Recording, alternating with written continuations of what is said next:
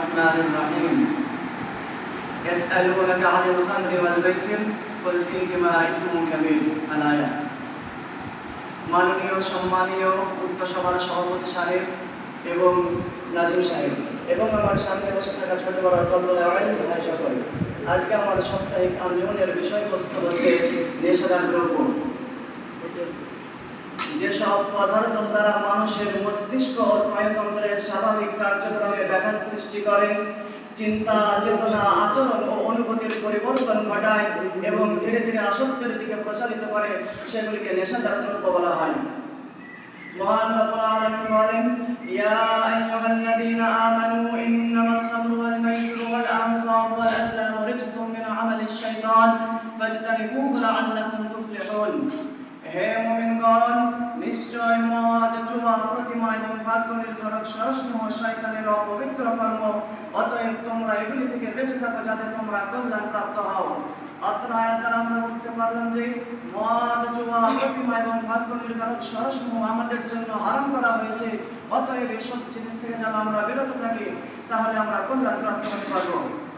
মহান রব্বুল আলামিন বলেন, ইন্নামা ইউরিদু শাইতানু আন ইউকিয়া বাইনাকুমুল আদাওয়াতা ওয়াল বাগদা'a ফিল খামরি ওয়াল মাইসির ওয়া ইয়াসুদ্দাকুম আন যিকরিল্লাহি ওয়া আনিস সালাত ফাহাল আনতুম মুনতাহুন। মহান রব্বুল আলামিন বলেন, শয়তান তোমাদের মাঝে মদ ও জুয়ার মাধ্যমে শত্রুতা ও বিদ্বেষ সঞ্চারিত করতে চায় এবং আল্লাহর জিকির ও সালাত থেকে বিরত রাখতে চায়। অত্র আয়াত দ্বারা আমরা বুঝতে পারলাম যে শয়তান আমাদের মাঝে মদ ও জুয়ার মাধ্যমে শত্রুতা ও বিদ্বেষ তৈরি করতে চায়, আমরা যেন আল্লাহর সালাত ও জিকির থেকে বিরত থাকি। নবী মুহাম্মদ সাল্লাল্লাহু আলাইহি ওয়াসাল্লাম হাদিসের মধ্যে বলেন, আন-নু'মান ক্বালা ক্বালা রাসূলুল্লাহ সাল্লাল্লাহু আলাইহি ওয়াসাল্লাম, ইজতানিবুল খামরা ফাইন্নাহা উম্মুল খাবাইথ ফামান লাম ইয়াজতানিবহা ফাকাদ আসা আল্লাহ ওয়া রাসূলাহু ওয়াস্তাহাক্কাল আযাবা বিমা'সিয়াতিল্লাহি ওয়া রাসূলিহি। হযরত উসমান রাদিয়াল্লাহু তাআলা আনহু বর্ণিত তিনি বলেন, নবী মুহাম্মদ সাল্লাল্লাহু আলাইহি ওয়াসাল্লাম বলেছেন, তোমরা নেশাদার দ্রব্য থেকে বেঁচে থাকো, কেননা নেশাদার দ্রব্য হচ্ছে অশ্লীল কর্মের মূল।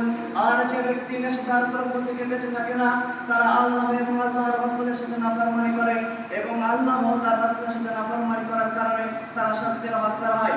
উত্তর হাদিস দ্বারা আমরা বুঝতে পারলাম যে আমরা যেন নেশাদার দ্রব্য থেকে বেঁচে থাকি, কেননা নেশাদার দ্রব্য হচ্ছে অশ্লীল কর্মের মূল।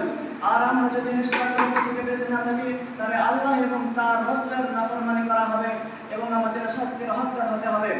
শাস্তির জন্য মহান রব্বুল আলামিন বলেন, ওয়া মান ইয়াসিল্লাহ ওয়া রাসূলাহু ওয়া তা'আদ্দা হুদুদাহু ইদখিলহু নারান খালিদান ফিহা ওয়া লাহু আযাবুন মুহিন। মহান রব্বুল আলামিন বলেন, আল্লাহ এবং তার রাসূলের সাথে যে ব্যক্তি নাফরমানি করে এবং তার সীমা লঙ্ঘন করে, আল্লাহ তাকে এমন ভয়ঙ্কর আগুনে প্রবেশ করাবেন, সেখানে সে চিরকাল থাকবে এবং তার জন্য রয়েছে অপমানজনক শাস্তি। পরিশেষে দোয়া করি রব্বুল আলামিন আমরা যেন নেশাদার দ্রব্য থেকে বেঁচে থাকতে পারি। আল্লাহুম্মা আমিন। আসসালামু আলাইকুম ওয়া রাহমাতুল্লাহ।